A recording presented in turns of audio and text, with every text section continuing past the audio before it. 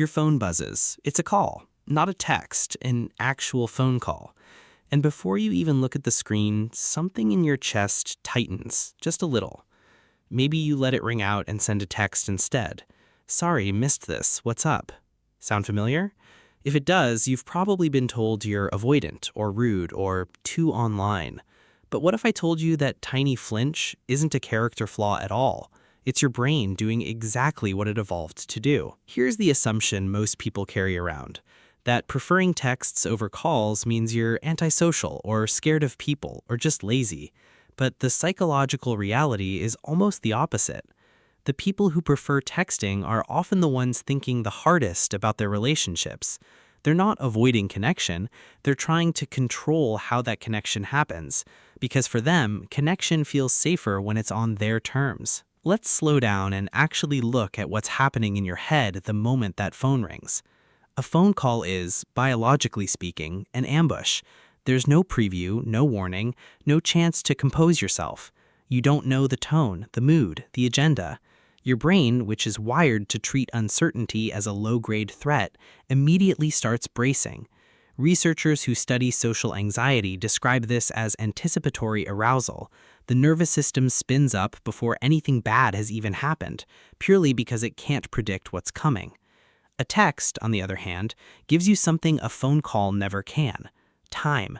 Time to read the tone, time to think, time to choose your words instead of fumbling them out loud in real time.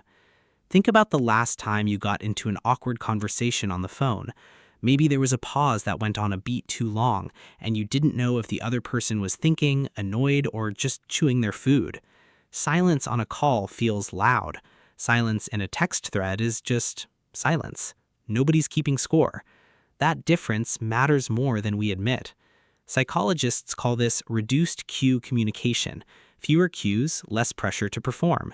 And for a lot of people, especially those who process the world a little more internally, that absence of pressure isn't a deprivation, it's a relief. There's also a quieter, more philosophical layer underneath all this, and it has to do with control over your own story. When you text, you get to edit yourself. You get to be the version of you that says the right thing, that doesn't stumble over a sentence, that can pause for 10 minutes before responding to something heavy. A phone call asks you to be spontaneous, unfiltered, immediate. For people who've spent years feeling like their unfiltered self gets misread, texting becomes a kind of safety net. It's not fake, it's curated honesty. You're not hiding who you are, you're just giving yourself the editing room most of us wish we had in every conversation we've ever had. And here's where it gets interesting from a psychology standpoint. This isn't just a personality quirk.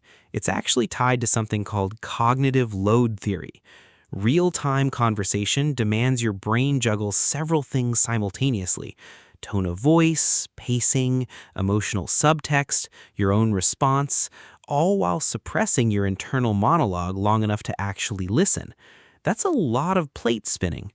Texting drops several of those plates entirely. You read, you think, you respond, one task at a time.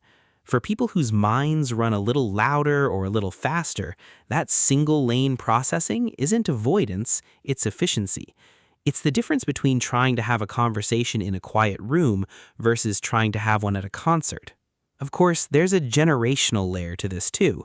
If you grew up texting before you ever had a long conversation with a friend, your brain literally built its social communication pathways around text first. It's not that you're afraid of voices, it's that text became your native language of connection. The same way someone raised bilingual just thinks more naturally in whichever language they learn to dream in. Calling someone who grew up this way and expecting total comfort is a little like asking someone to suddenly switch which hand they write with, just because it's more proper. But maybe the most human part of all this is the part nobody talks about. Texting lets you care for people without overwhelming them, and lets you receive care without feeling exposed.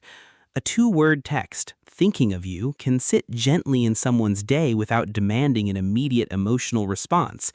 A phone call asks for presence right now. A text asks for presence whenever you're ready.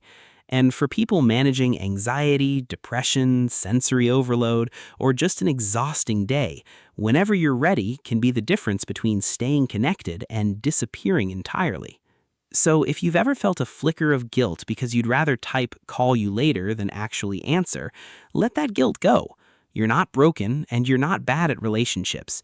You've just found a communication style that respects your nervous system instead of fighting it. The real skill isn't forcing yourself into a phone call you dread. It's understanding why you dread it and communicating that boundary kindly to the people you love. If this explains something about yourself you've never quite been able to put into words, I'd love to hear about it in the comments. And if you want more of these honest, slightly nerdy dives into why we are the way we are, stick around. There's a lot more going on inside your head than you ever gave it credit for.